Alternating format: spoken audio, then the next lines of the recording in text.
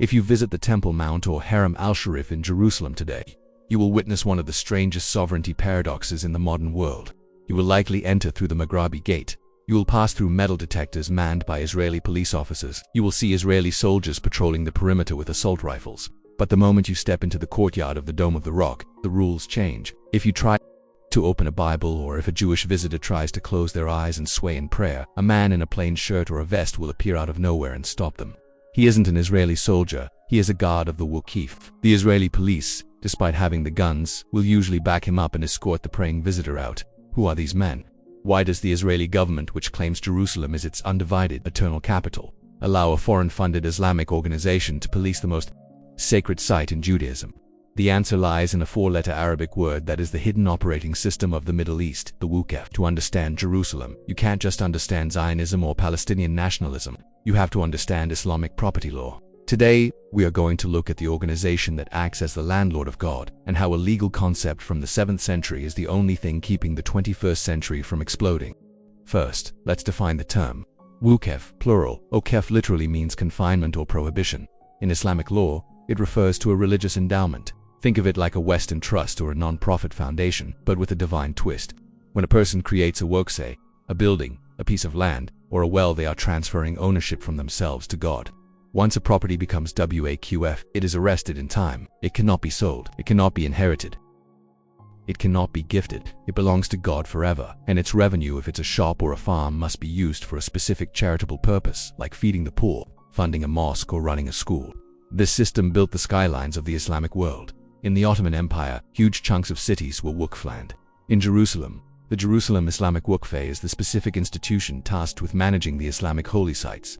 But it's not just a janitorial service. It is a massive bureaucracy employing hundreds of guards, imams, electricians, librarians, and restorers. They view themselves not just as managers but as protectors. Their mandate is to preserve the Islamic identity of the Haram al-Sharif against what they perceive as the encroaching threat of Judaization. But how did they get this power?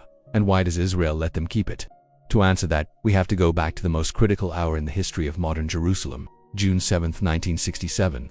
During the Six-Day War, Israeli paratroopers stormed the Old City.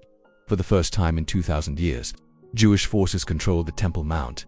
The Israeli flag was hoisted atop the Dome of the Rock. There was euphoria. Some generals wanted to blow up the mosques, others wanted to turn them into synagogues immediately. But the Israeli Defense Minister Moshe Dayan did something shocking. He looked through his binoculars and saw a nightmare scenario. He realized that if Israel claimed religious control over the Al-Aqsa Mosque, the third holiest site in Islam, the war would turn from a territorial conflict with Arab neighbors into a religious jihad against the entire Muslim world. So Dayan ordered the Israeli flag to be taken down. Days later, he met with the leaders of the Waqf. He offered them a deal that formed the basis of the status quo we still live with today. 1. Security. Israel controls the gates and overall security of the compound. 2. Administration. The Waqf controls what happens inside the compound. Maintenance. Prayer rules. 3. Prayer. Muslims can pray on the mount, Jews can visit, but cannot pray. Dayan essentially gave the keys back. He hoped that by respecting Islamic rights to the mount, he would buy peace. For the Waqfi, this was a survival victory. But for religious Jews, it was a national suicide, and for the last 50 years, the Waqf has been holding on to this agreement with an iron grip, viewing any change of a metal detector as a violation of Dayan's promise. Here is where the geopolitics gets complicated. Who is the boss of the Jerusalem Waqf? You might assume it's the Palestinian Authority PA, but it's not. The Jerusalem Waqf is funded, appointed, and controlled by Jordan. Even though Jordan lost the war in 1967 and renounced its claims to the West Bank in 1988, it held on to one thing: the custodianship of the holy sites in Jerusalem. This is enshrined in the 1994 Israel-Jordan Peace Treaty. Why does this matter? 1. Legitimacy for the king. The Jordanian king's legitimacy relies heavily on his lineage from the Prophet Muhammad and his role as the defender of Al-Aqsa. If he loses the Waqf, he loses face domestically, which could destabilize Jordan. 2. A buffer for Israel. Israel actually prefers the Jordanians to run the Waqf rather than the Palestinians. Jordan is a state with a peace treaty and security cooperation with Israel. The Palestinian Authority is often seen as more hostile. So, the Waqf guards you see on the mount are technically Jordanian employees. However, in recent years, this has shifted. As Palestinian nationalism has risen, the Waqf has had to hire more local Palestinians to avoid looking like puppets of a foreign king. This has radicalized the Waqf. The guards today are much less likely to coordinate with Israeli police than they were 20 years ago. The Waqf's job is to keep history alive. But whose history? In the late 1990s, a crisis erupted that showed the dark side of this power. The Waqf decided to open a new, massive prayer hall in the southeast corner of the mount, in an underground area known as Solomon's Stables. They renamed it the El Mawani Mosque. To make it accessible, they needed to dig a massive entrance. But they didn't hire archaeologists. They brought in bulldozers. They excavated thousands of tons of earth from the most archaeologically sensitive site on the planet. This dirt full of pottery, coins, and bones from the First and Second Temple periods was dumped unceremoniously into the Kidron Valley as garbage.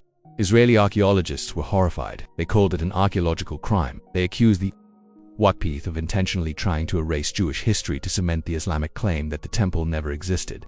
The Waqf responded that they were simply renovating their own property and that Israeli archaeology acts as a pretext for occupation.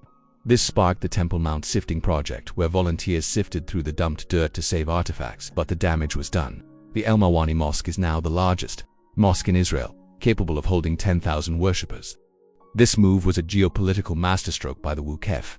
By turning the underground vaults into a mosque, they effectively blocked any future Israeli attempt to build a synagogue there. They used construction as a weapon of sovereignty.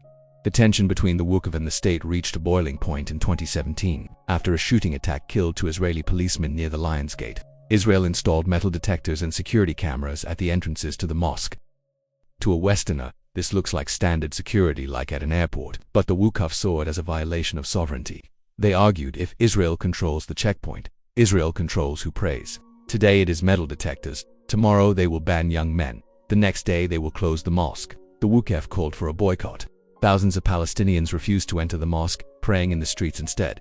Riots erupted. The Waqf won. Israel removed the detectors. This proved that the Waqf, despite having no army, has street power. They can mobilize the masses. They act as the nerve center for Palestinian resistance in Jerusalem. However, the Waqf is also under pressure. They are caught between the hammer of Israeli security and the anvil of Hamas. Hamas often accuses the Waqf of being too soft, too bureaucratic, and collaborating with Israel. The Waqf has to constantly prove its credentials as the defender of the site. So, is the Waqf keeping history alive? Yes, they maintain one of the most beautiful architectural complexes in the world. They ensure that Al-Aqsa remains a living, breathing place of worship, not just a museum, but they are also curators of a specific narrative. By freezing the site as an exclusively Islamic space, the Waqf concept, they inherently clash with the archaeological and religious desires of the Jewish world. The Waqf is the human shield of the status quo. As long as they hold the keys, the third temple cannot be built, but neither can a full-scale war easily break out. They are the buffer zone. For the American observer, the Waqf is a reminder that in the Middle East, trusts aren't just financial instruments.